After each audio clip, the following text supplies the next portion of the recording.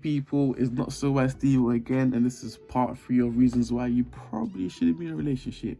So if you have traumas you haven't dealt with, you probably shouldn't be in a relationship.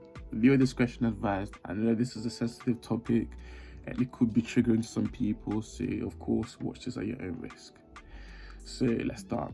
As we all know, the traumas that we experience through our lifetime can have a huge impact on the way that we behave, the way that we view ourselves, the way that we view the world as a whole, and the way that we interact with people.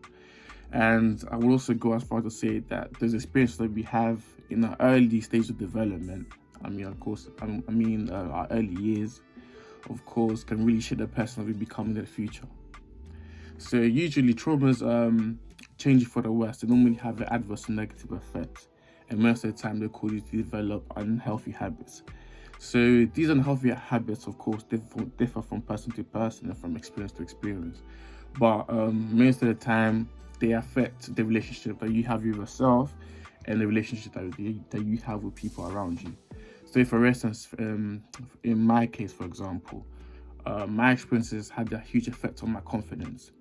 And to the point where I would do this thing where I belittle myself and I tone myself down whenever I got a chance. And of course, this also trickled down into my personal and romantic relationships.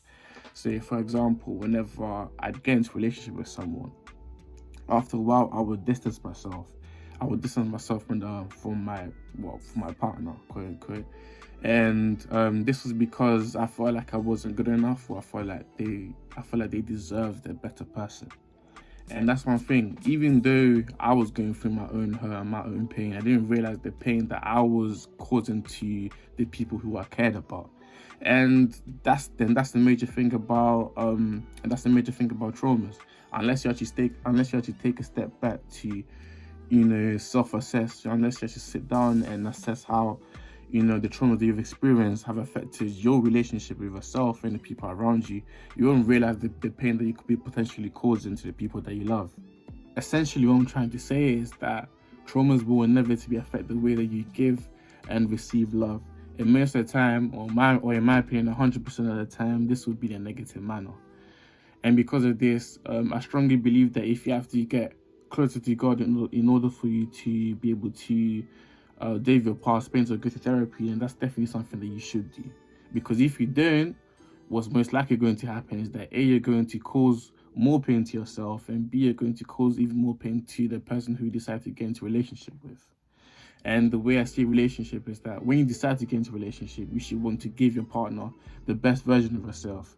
So if you want to give your partner the best version of yourself, then why would you present to them a hurt and broken version of you?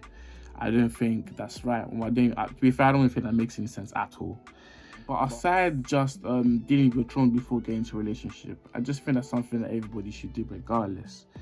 For their own sake and for the sake of the people that they love and the people that they surround themselves with.